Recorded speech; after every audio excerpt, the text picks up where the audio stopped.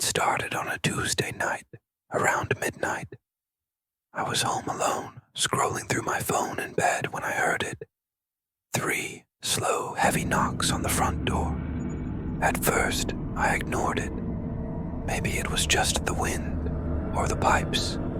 But then, there it was again. Knock, knock, knock. Steady, deliberate. I froze. Nobody ever visited me this late, and my street was practically dead at night. I got up, walked to the front door, and peered through the peephole. Nothing. The street was empty, not a soul in sight. I waited for a few minutes, then turned away.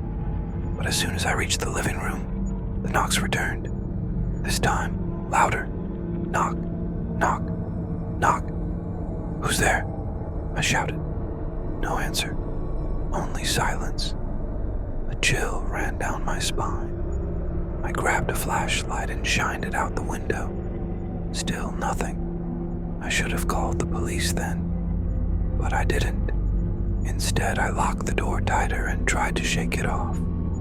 For about half an hour, everything was quiet. I was just about to drift off to sleep when knock, knock, knock. But this time, it wasn't coming from the front door. It was coming from the back door. I rarely use the back door. It was bolted shut. Still, I crept through the dark kitchen, my footsteps echoing on the tile. And then, I saw it. The back door handle was slowly turning back and forth, like someone was testing it. I whispered, "Who's there?" But the moment I spoke, the handle stopped. Everything went still. I stood there in silence, heart pounding so hard, I thought it might burst out of my chest.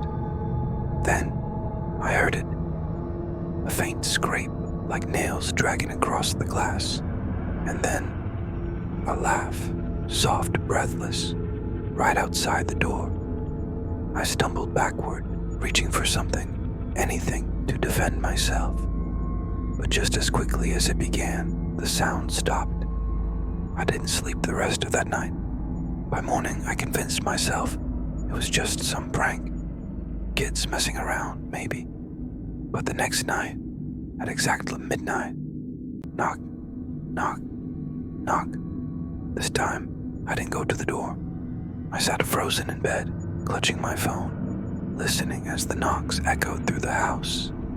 After a few minutes, they stopped, and I thought it was over, until I heard footsteps, slow, heavy, crossing my porch. I forced myself to look through the peephole again, but the porch was empty, and yet the footsteps kept moving, right across the front of my house, toward the windows.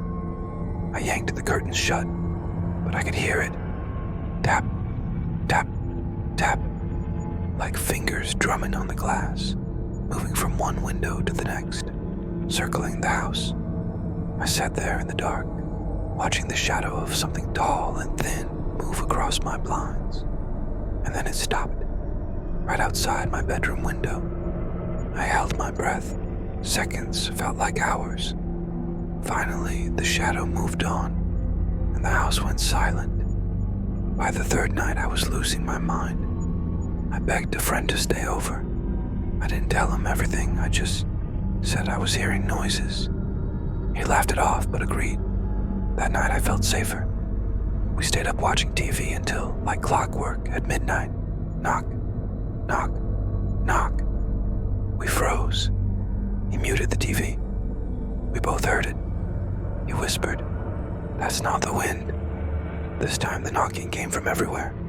Front door, back door, even the windows. A chorus of knocks surrounding us. My friend shouted, "Who's out there?" The knocks stopped instantly. For a moment, there was silence. Then, a voice whispered back through the walls, "Let me in." We didn't sleep. By morning, he swore he saw someone outside, a pale face in the window. He left and refused to come back. Now, it's just me again. And last night, the knocks came back, but they weren't outside anymore. At exactly midnight, I heard it. Knock, knock, knock from the inside of my bedroom closet, and I'm still too scared to open it.